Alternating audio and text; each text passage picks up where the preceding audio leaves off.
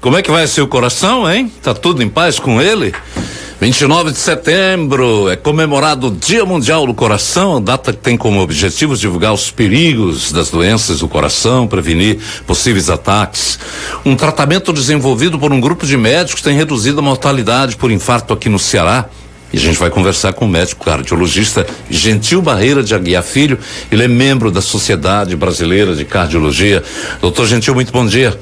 Muito bom dia, Nonato. É um prazer estar aqui no seu programa. Estou muito feliz pelo convite. Prazer todo nosso, muito obrigado pela sua vinda. Como é que vai o coração do cearense? O coração do cearense vai bem, tem melhorado, Tem melhorado. Tem melhorado. Apesar de as doenças cardiovasculares ainda serem a principal causa de morte na nossa população, os tratamentos têm avançado para tentar minimizar justamente o risco de morte cardiovascular. A gente pode fazer um apanhado em relação a outros estados? O coração do Ceará, dos cearenses, vai melhor do que outros estados, em outros estados?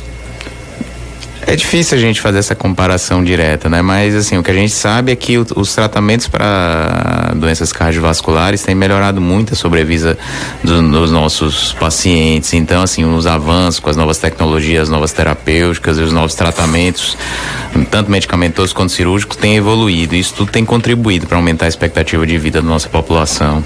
Pra gente que está conversando aqui para o público enorme de quase 78% do estado, cobertura das emissoras de rádio Jangadeiro, no Cariri, Crateús, Iguatu, Limoeiro, Xaramubim, Sobral.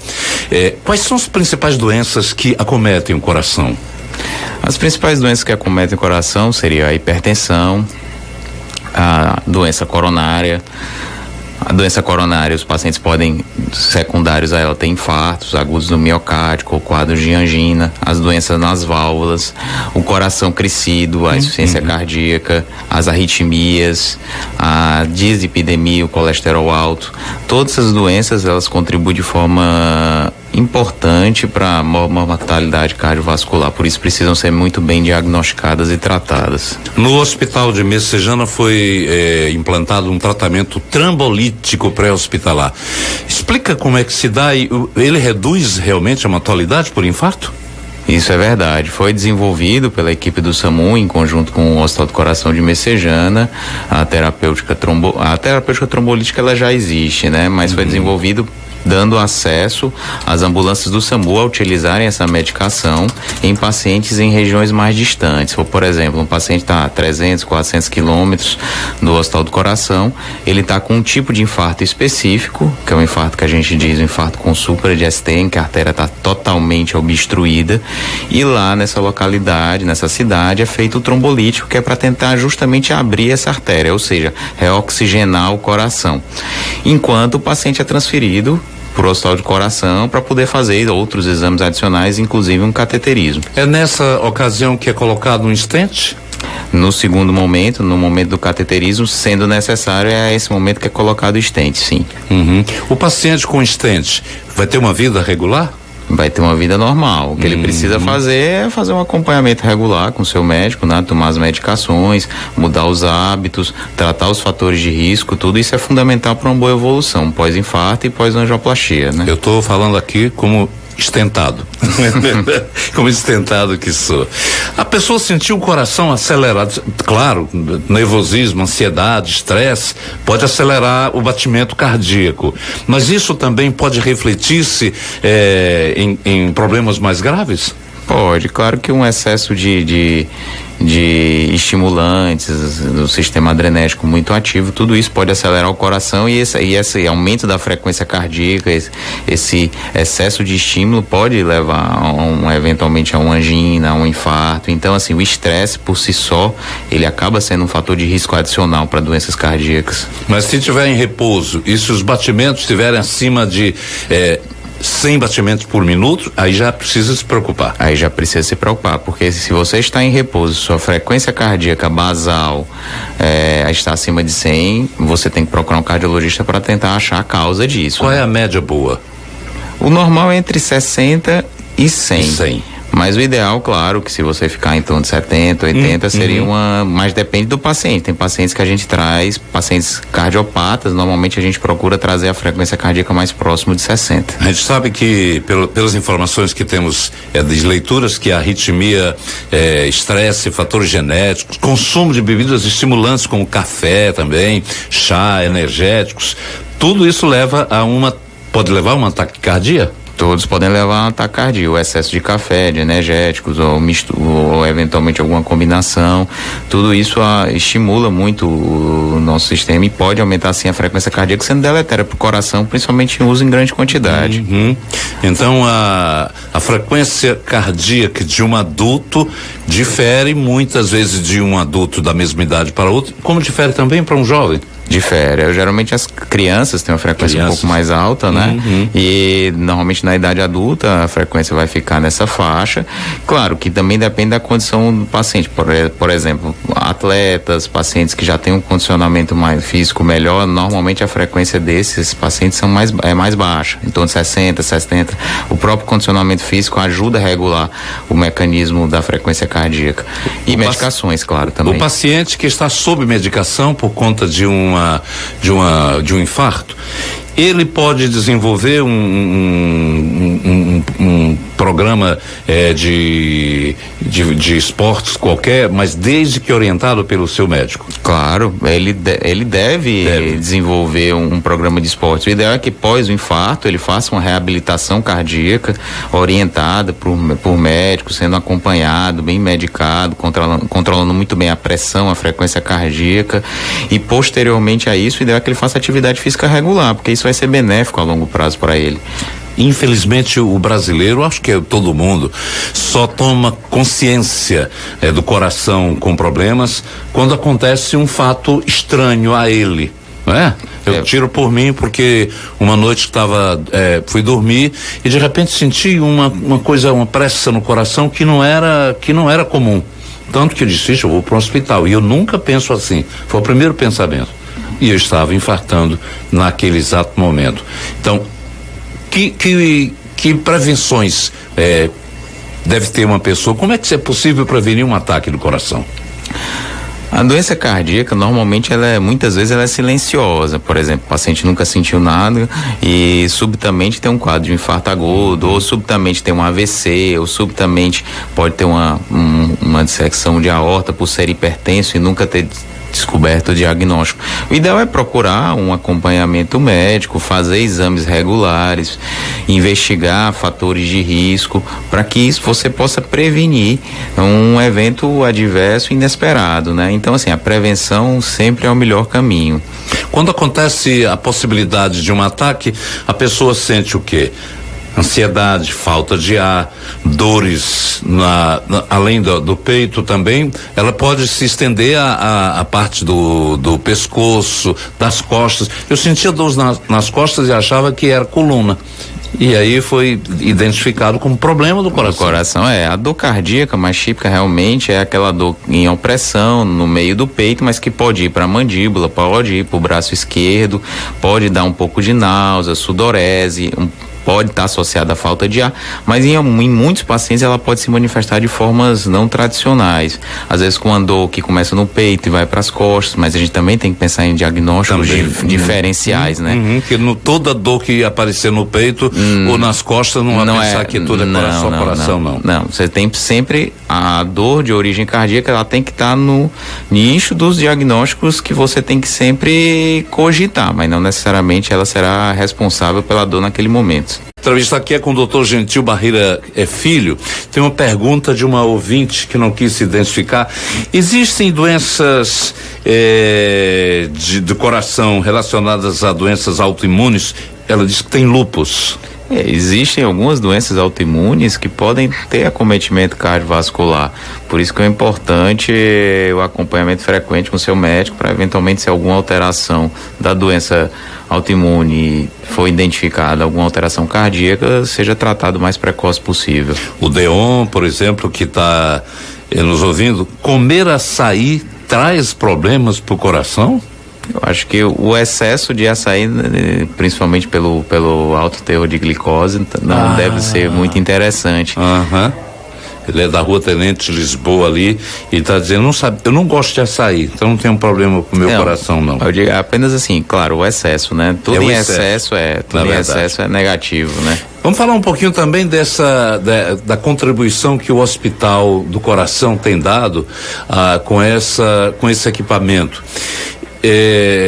Por exemplo, essa iniciativa está disponibilizando nas ambulâncias do SAMU. Perfeito. Esse remédio, um remédio trombolítico. Trombolítico, isso. Que facilita a vida de uma pessoa que esteja com problemas na ocasião.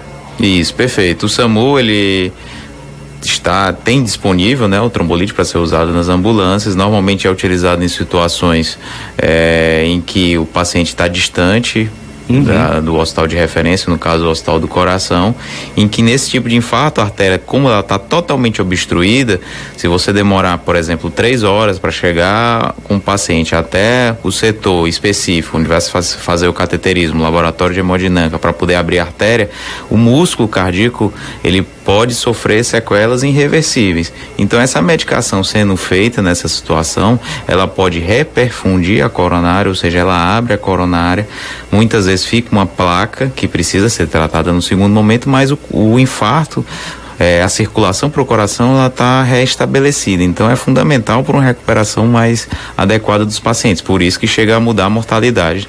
A gente falou aqui sobre dieta, os cuidados, e a Organização Mundial da Saúde lembra não fumar, o senhor falou, fazer exercícios, controlar o peso, controlar a pressão arterial, manter uma dieta balanceada, controlar o colesterol e controlar a glicose. Seus pacientes obedecem ao senhor? Espero que sim.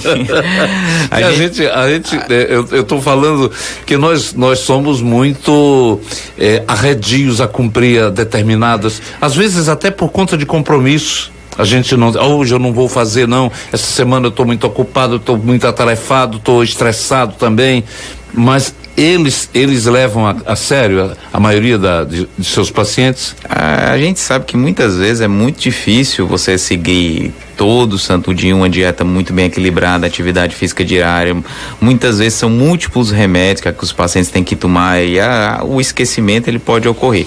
Mas a gente sempre reforça, procura salientar a importância de tomar a medicação direitinho, fazer a dieta adequadamente, e aí a gente cobra os resultados nos retornos, claro, avaliando os exames e vendo se o paciente realmente está contribuindo e realizando todas as medidas para que ele possa ter um coração saudável, né? Todo cardíaco necessariamente tem que conviver com uma medicação? Não necessariamente, aí depende da patologia cardíaca que ele vem a ter, né? Porque o coração ele tem doenças cardíacas das mais diversas possíveis. Mas assim, as principais doenças como hipertensão, dislipidemia, doença coronária, normalmente o paciente utiliza medicações para fazer o controle. Até que ponto crise renal também afeta o coração? A doença cardiovascular, ela também pode levar eventualmente a um acometimento renal, a hipertensão pode levar a um acometimento renal. Então, assim, um dos exames que a gente acompanha sempre pacientes com cardiopatas é justamente a função do rim. E o rim, se também evoluir com insuficiência, também pode levar a uma descompensação do coração.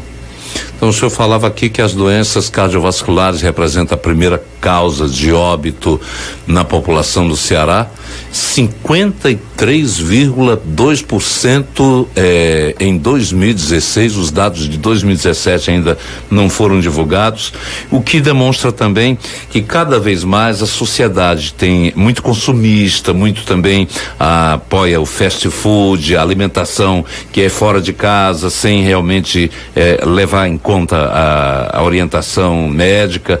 Isso pode afetar ainda a maior número ainda da população. Sim, com certeza. Os hábitos, o excesso de trabalho, a pouca atividade física, o sedentarismo, a alimentação inadequada, principalmente no corre-corre atual do nosso cotidiano, que muitas vezes a gente come com pressa, não come e acaba comendo coisas inadequadas, e o estresse do dia a dia somado a tudo isso pode com certeza potencializar aí o índice de mortalidade cardiovascular. Interessante que hoje a gente não come sentindo o sabor dos alimentos, mas está sempre com almoçando, jantando, tomando a refeição primeira da manhã, com o celular na mão, preocupado.